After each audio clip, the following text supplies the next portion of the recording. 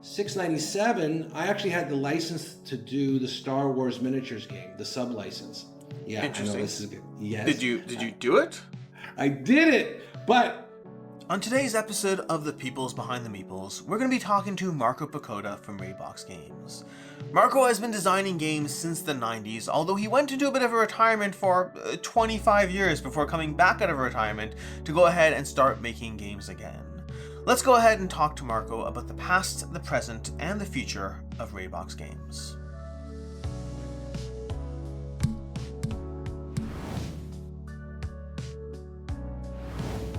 On today's episode of The Peoples Behind the Meeples, we're joined by Marco Pecota from Raybox Games. And Marco, I'm coming in somewhat blind on some of your backstory, some of your origin of how you started. I know that you've been, I want to say your first game, Legions of Steel, Board Game Geek has it ranked as not ranked, Board Game Geek has it coming out in 1992. And then we currently have the Cats of Saint Michel, the Cats of, how do you say it again? The Cats of Mont Michel. Yes, and that's going to be launching on GameFound shortly, or possibly actively as we speak, depending on when you're listening to this this episode. But that's a long period of time, and so we're going to kind of dance around for a bit. But I want to start off at the very, very beginning, I guess, which is how did Raybox Games start? Well, Raybox Games, before it was Raybox Games, like that's an iteration, basically my second game company. I had a company called Global Games, and that back in the 90s. So it was in 1990 I started designing games, and in 1992, Legions of Steel, it was sci-fi table, kind of like a dungeon crawler battles game, kind of akin to Space Hulk or that kind of game. Okay. That came back way in 92, right? So then I did that game, and I actually designed, me and some other guys, we designed another game called Inferno Battles of the Abyss, which was kind of like Battletech based in hell. And instead of like battle mechs going around, like shooting blasters or whatever, like, PPCs and whatnot, it was like huge 60-foot tall demons with like, Sphere of Annihilation and all these kind of like wacko kind of powers and spells. And we did several other games and expansions, and Legions of Steel did fairly well, and and we did tons of miniatures and stuff. And then basically in 96, 97, I actually had the license to do the Star Wars miniatures game, the sub license. Yeah, I know this is good. Yes. Did you do it? I did it, but it's in the end it's not good. So I had the sub license. I was working with West End Games. They had the license. They did the Star Trek RPG, right? It was going for quite a few years, and I was like, I was doing miniature games and was fairly successful. So I said, look, why don't I sub license if you're not really doing a miniature game? And they really weren't. They had a hardcover book, but I said I can design the rules. We'll do the miniatures. We'll do everything. You don't have to worry about. And so they're like, yeah, that's cool. And I'm like, wow, I'm making Star Wars. It was so cool. And, I had to sign a contract as a sub-licensor. They were the main licensor of the thing. And then they went bankrupt. This is the short story. They went bankrupt, so I lost all the money I invested. I lost the money I gave them to become it. And it really became depressing. And it put me in the doldrums. And so I kind of closed the company down in 97. And then I took a 25-year hiatus and came back. And so speaking of the 25-year hiatus, you started with Legions of Steel. You had an expansion in 96, and then you came back in 2020 again with Legions of Steel. Like, you've been revisiting this pretty actively, and I believe, if I'm not mistaken, you have plans upcoming plans for another Legions of Steel Master something or other. I'm not entirely sure. So what is it about Legions of Steel? Because we're going to dive into some of your other games soon enough, but you've done a bunch of other games, and then Legions of Steel you keep coming back to. What is this game? Why do you keep coming back to it? Where does it fall in your story?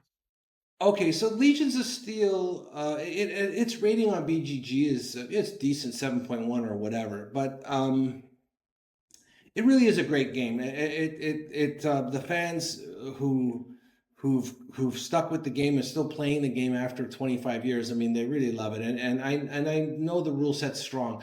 So what happened was in 2020, I was looking at getting it back into gaming. And the short story is there was these guys from the UK who had my old molds for the old Legions of Steel miniatures, which were metal, pewter in the time, right? They were doing them in lead first. Our first ones were lead. And then we switched to pewter. And they had them, and they said, they reached out to me and said, can we get the other molds? And I go, well, where did you get these molds from? And they told me. I'm like, well, I own those molds. They're not, you can't really use them, and they're my property. Like the IP is my property, so you can hold on to the molds as long as you want. I mean, I was basically saying, look, why don't we work together? I'll get you the rest of the stuff, and then we'll work together. I'll give you everything you need, and then I'll just like collect a small royalty or whatever off of the sales, right? So they said fine. In the end, that deal fell through, but in the process of me going to get those extra pieces to make the molds, I started investigating. I reached out to friends I had in the industry through Facebook. How is the industry going? They're going, it's better than ever. And then I checked out Kickstarter, and I saw games doing 6 million and whatever, and I'm like, oh my god! Like I knew Reaper Miniatures, like I knew the guys at Reaper Miniatures. They're doing the $6 million, whatever So it was like, this is really interesting. Now at that point, I was like, I'm gonna do $6 million. Like I knew it was like,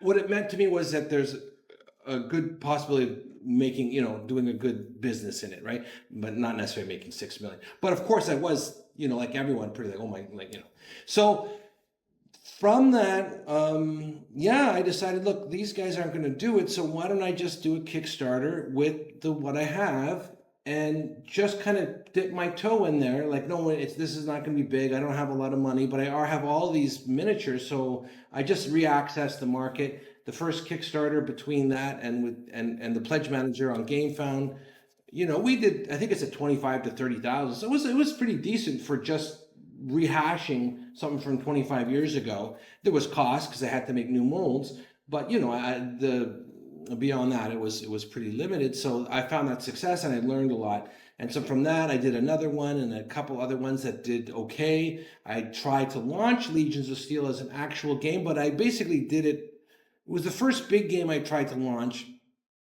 and it was too ambitious, and it was too big, and it was too much money, and it didn't work. So it was on Kickstarter, and I basically closed it down before it ended, and I took a step back to look at what is going on here, and how can I, what mistakes am I making? How can I learn from them? That's like standard procedure, really, for anyone in business and stuff like that. So it might have funded, but it was like not what I was happy with. And from that, well, then shortly after that, you dove into the Grid, a modular terrain system, and I haven't seen anything about that since. And I'm curious, is that still in the works? Is that something you still want to dabble with, or is that a one-time thing? So what happened then is, I developed the Grid and I made that terrain. All this was a learning process, and meanwhile, Legions of Steel, I didn't launch, but I'm still thinking, well, how am I going to do this game? How am I going to do this game? How am I going to do this game, right? And what it came out to in the end is I also was developing a game called Stalingrad, which was an historical war game. We're going to get to that soon. Stalingrad, but not Stalingrad Z. Never mind, we're not going to get to that soon. So I was going to do Stalingrad, and my idea is a war game. So those things were percolating, and I did okay with them, but not great. Stalingrad is a war game. I wanted to create a war game that wasn't just like little stuff that you move around and fight each other. I wanted to create a story. And when it was in Stalingrad, the story was going to be about the Wehrmacht, which is the German soldiers tries to escape Stalingrad. And what happened with that is I was like, it could be very interesting. There's very compelling movies and stuff. But effectively, the heroes will be the Germans. And I'm like, I don't know how much flack I'm going to get over that. I mean, they're regular, anyway. So I decided that I didn't want to do that, but what if we did zombies? And then suddenly everyone hates zombies, and like they're the common enemy, and the Soviets and the Germans actually have to get together. So it was about really finding a common enemy, and that we're all the same, right? So what happened was Stalingrad Z went, and it did really well. So the other things, the Grid and all that, it dropped off my radar because I had to focus on this really financially successful item. And that's when things switched from Legions of Steel and kind of the dabbling that I did. And all my focus went into Stalingrad Z and its promotion and then everything that was involved. And that's now led to several other games after it. And I'm just, so Legions will come back because now I figured out how to do Legions of Steel. And I'll say that one of the reasons why I didn't continue with Legion of Steel at the time, aside from the fact that there was a lot of success with the other one, I don't know if this is making a lot of noise, is that Legion of Steel was sci-fi, and I felt like there's a lot of sci-fi out there, and of course there's Warhammer 40K and there's Star Wars miniature games, and I'm like, why would someone play Legions of Steel when they can play Star Wars or 40K? So I felt like I was up against a really hard competition for someone to decide to buy my game. But I have since now come up with what I feel is going to be a really successful way to create that game for the market in a way that it's going to be unique enough and accessible enough that I can get to a lot of people. Basically, I'm going to make a game that's got all the goodness of the game, but for under $50. So it's going to be like, I'm going to get a full game with boards and everything for under $50, sci-fi dungeon crawler, basically. And I feel like, okay, well, the reason you'd buy this game is because you're not going to spend $1,000 on that one or $800 on that one. So, that's where we got up to where Legions of Steel kind of stopped and Stalingrad Z started. So you mentioned Stalingrad Z brought you to a few other games, which is something. So I don't know a ton about the different games you've had. You've had Escape from Stalingrad Z, you've had Gates of Niflheim, and you've had Cats of Mont Saint Michel. And all three of those, from a very high level, all three of those seem to be falling into the same general types of mechanisms. You have the terrain, the skirmish, the solo friendly, co-op friendly, the flip book, all those general notes. What, past the thematic differences, what are the high level differences of each of those? Okay, well, I'll first mention that we have also Escape from Projekt Riese. So in order, it was Escape from Stalingrad Z, Escape from Projekt Riese, Gates of Niflheim. The F apparently is silent. And then the Cats of Mont Saint Michel. All using the Paths Unknown system. So thematics aside, this is also one reason I think the success of Stalingrad Z occurred was that when I went to design that game, the epiphany I had from the failure of Legions of Steel and the ones that I had in the development process of Stalingrad and Stalingrad Z was that I should look at, and this is not even a big epiphany, I mean, we all know this, is that what do gamers complain about the most when they talk about the games that they own, even if they own them and they complain about it? And how can I address it?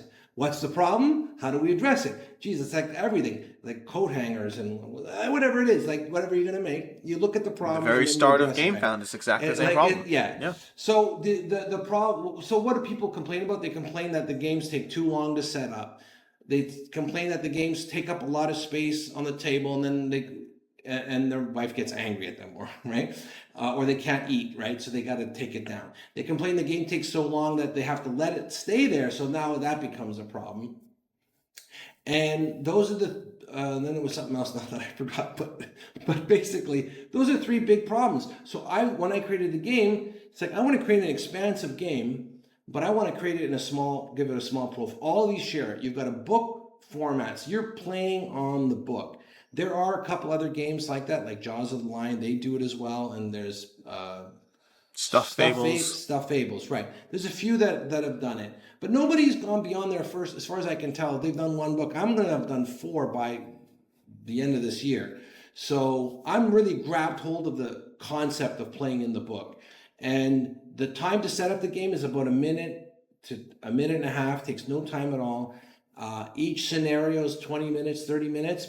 But it's an ongoing campaign, kind of like a choose your own adventure, which means that one scenario is about half an hour, but then you're going to play 20 or 30 scenarios before you finish the whole campaign. So you can play a couple, then put it away, then open it up and play it again. And so the setup time, the length to play, and the amount of space, I addressed those like full on, like just nailed it.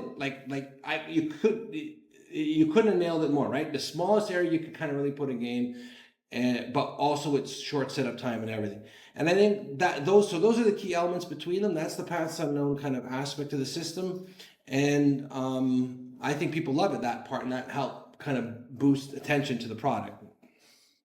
So you mentioned the inspiration for how the theme from Stalingrad Z came about, but what about the others? What was the reason or inspiration for each theme?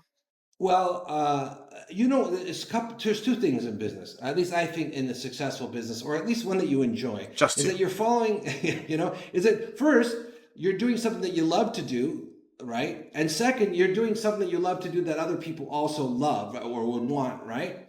So I could have done mine about diners and like I don't know. There's a million different thematic levels you can go, but I was like so practically I'm thinking I've Stalingrad is successful. I got to do another one based in that universe, which I still, World War II zombies, Weird War, I really dig it, right? So I'm going to love it, and we've already showed it works. So we did Projekt Riese, which has done fairly well. And then I'm like, okay, now how do I access a different part of the market? Well, not everyone's into World War II for sure. And a lot of people into zombies, so that's good. But, a little bit broader market is fantasy. I'm not that big into high fantasy, so I decided I'm not going to do high fantasy, but I think I really love Vikings and like just that kind of, intenseness, right? And so like, let's do Vikings. Vikings will be cool. It's still fantasy. It has all the trappings. You got swords, you got chainmail, you got axes, you got shields. So you got that, but it's kind of in a universe I like. And discussed it with my writing partner. We both love Vikings, and it had a fit that it would tap into the fantasy market. So it's what I love to do. Plus, we're trying to tap into a new market. So that's the choice to make. And the other aspect to it is the sheer mythology that's involved in the Viking. I just love it. Just the richness of it allows us as designers to like go a lot of places, right? Like Niflheim is that place between earth and hell, right? So we're talking about in a limbo type of messed up place where your characters are adventuring, and your objective in that game is basically to close the gate that's opening, and there's all these things that are happening, and it's a story driven game. But there's so much rich mythology, which I think is important. Really helps make the game great. So that's the reason to do the Vikings. And then the cat one, the Cats of Mont Michel, which is basically cats playing in like post-revolutionary France, in Mont Michel, which is a monastery that exists. It's in Normandy. It's 100 meters into the Atlantic Ocean. And the tide comes in, and it's very, like in the old days, you couldn't even access it. So it was very well defended that way. And I was now looking at, okay, so we've got the fantasy angle. My kids love cats.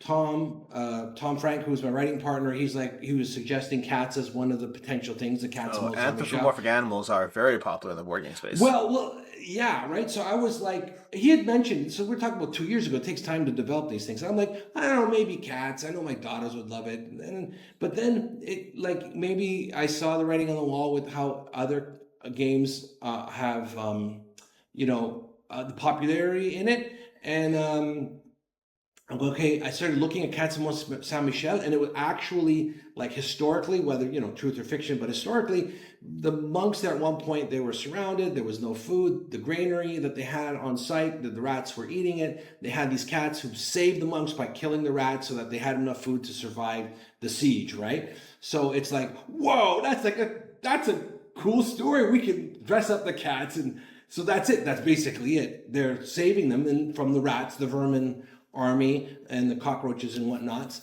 and it just when that all kind of came together, I go, this is a wonderful story. It's gonna be like super fun. We're gonna, we started as soon as we started developing characters, right? So as soon as the characters started to flesh out, I was so excited about the characters that was just the one to do. So then we just did it, and that's kind of.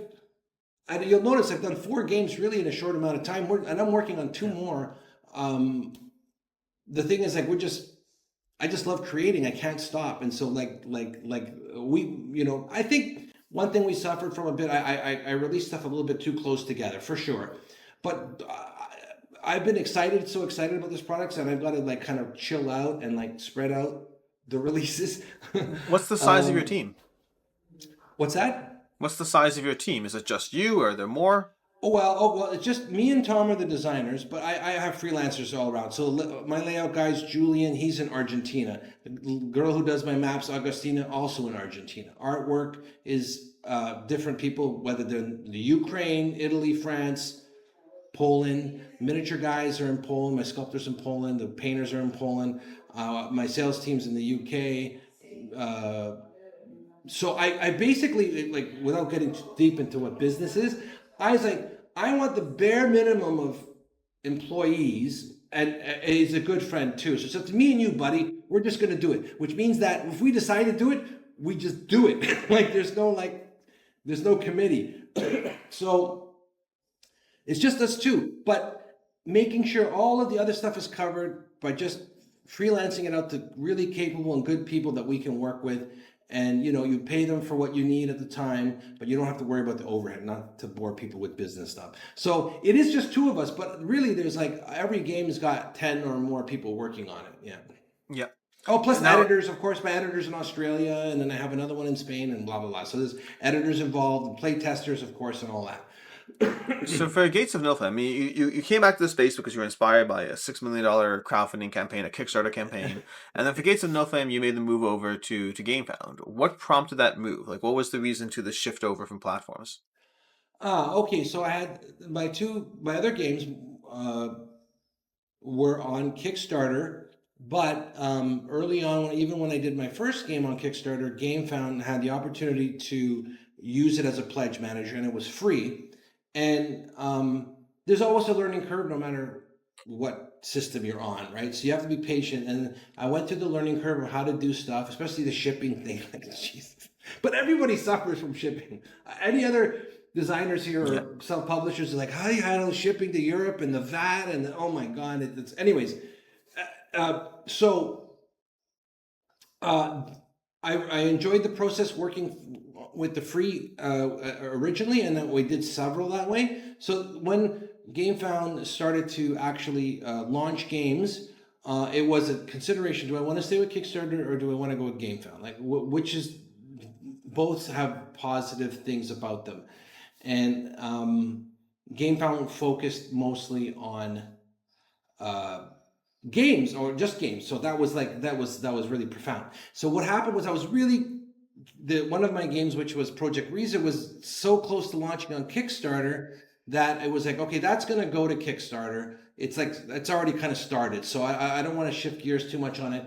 But by the time I decided to put that one, I knew that I wanted the next one on GameFound, and I just had the confidence that GameFound could handle my product, that the type of game that it was, miniature-based game, that was a successful formula on GameFound, and the people that I communicated with there, like I could have a one-on-one, and no one was talking to me at Kickstarter. There was no I could send an email and there would be a response.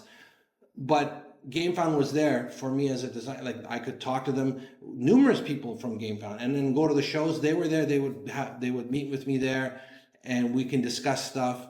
And I felt like I was really taken care of. So that was the kind of the clincher. I think after I met one of the I forgot who it was, but it was at one of the shows. Maybe it was Essen. And then I was like, wow, okay, I'm going to switch over. Now my intention is to stick with for games, anyways, to stick with GameFound. So, speaking of your future plans, so for Legions of Steel, when do we get to see the next iteration of it? I think that so this is going to sound weird. I've scheduled the next 3 years out. I know what I'm releasing for 3 years, right? I already know basically. So the 26. 26, cool. Yes, I have in 25 coming up. I have Stalingrad. 26 is the campaign date or the delivery date? Campaign. No, yeah, we can be patient. I'm just intrigued by this. Again, to me, I find it fascinating, the idea of these different games. You keep trying new different games, possibly same theme, same concepts at play, but still different games. And then there's this one game you keep coming back to, the game you started with, the game you come back to again and again and again. I'm very intrigued to see that as something that's near and dear to your heart. It is, and what I've decided, so it's going to be in 26, and what I decided to do actually, because I didn't rewrite the rules, but I changed certain things, and one of the things I decided to do is not change as much as so it's almost the same as the original one, but instead of a D6, it uses a D12, really, that's the only thing. And I've, since 30 years have passed, I've streamlined the rules. All of them are still there, but I, use less words to say the same thing. So the game is. I still haven't figured it out. So, that's going to come out. That's going to launch in 26. Stalingrad Z, which is it's almost sold out now, right? So I've got this. I have enough stock for this year. So we're going to relaunch. It's going to be Escape from Stalingrad Z Reloaded, which is going to go to reprint, and I'll launch that next year, as well as a new game that I'm working on called Desolation. So that's 2024. 2025 is that. 2026 is Legions of Steel, and then Africa Corps 9041, which is the next. It's a prequel to Escape from Stalingrad Z. So I look at my games like movies. Okay, so Stalingrad Z is the original movie. Projekt Riese is like 6 months later. It's a sequel, like what's happening now, and Africa Corps 41 is actually a prequel. So what happened before, and then so that's So that's the next 2 years, and then so lots of things happening. Very cool. And so you've been in the space for what? When did you enter the space? 1992? Was that the first time, or like when? How long have you been on the making side of things? On designing? Yeah. Yeah, I started designing in 90. Because you started designing in 90 with a 25-year or 20-year break at some point along the way, and now you're back again. 25-year break. Wow. And so it was weird. What's been the biggest change from then to when you caught back in? Aside from the crowdfunding side, which obviously didn't exist in 90, but aside from that, has there been any real change or any feeling different? Dude, the internet.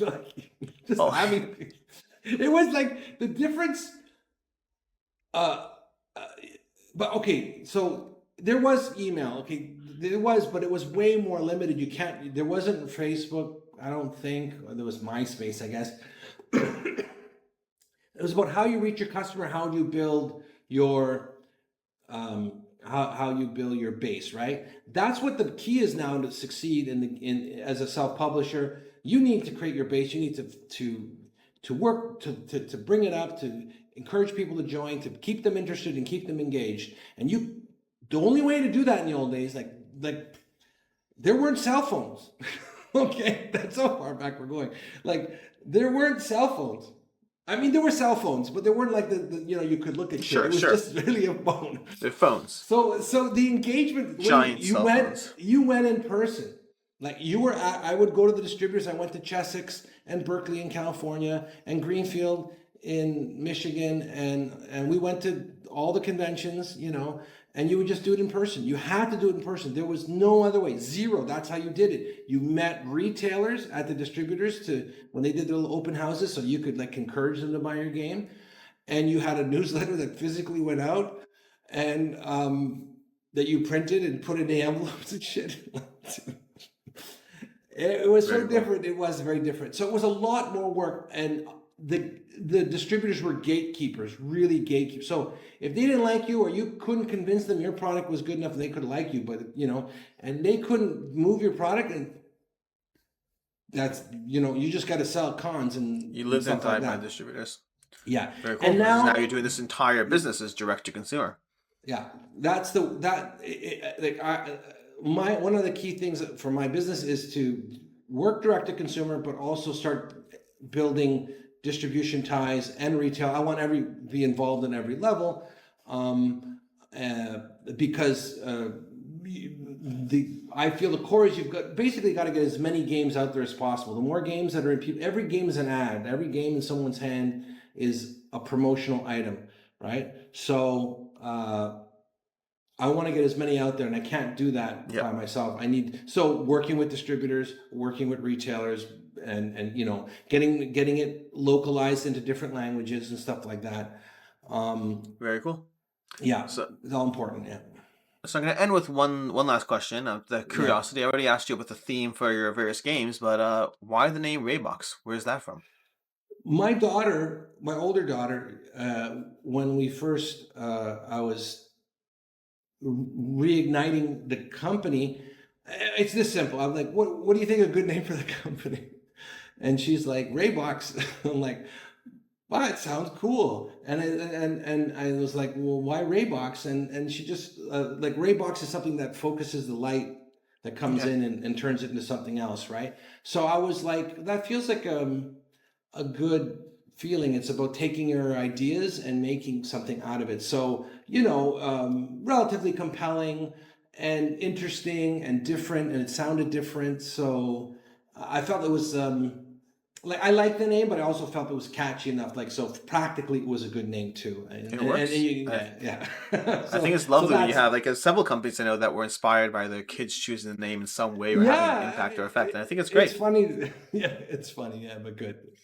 Beautiful. Well, Marco, I appreciate having you here today with us on the show. It's been very interesting to catch up. Again, you're coming at it from a very fascinating space, just the way you were in the industry, took a break, popped back in, and then it's just been ever present since. It's very fascinating to see, and I'm very curious to see both your next 3 years with the games, Legions of Steel, and of course the Cats of Mont Saint Michel.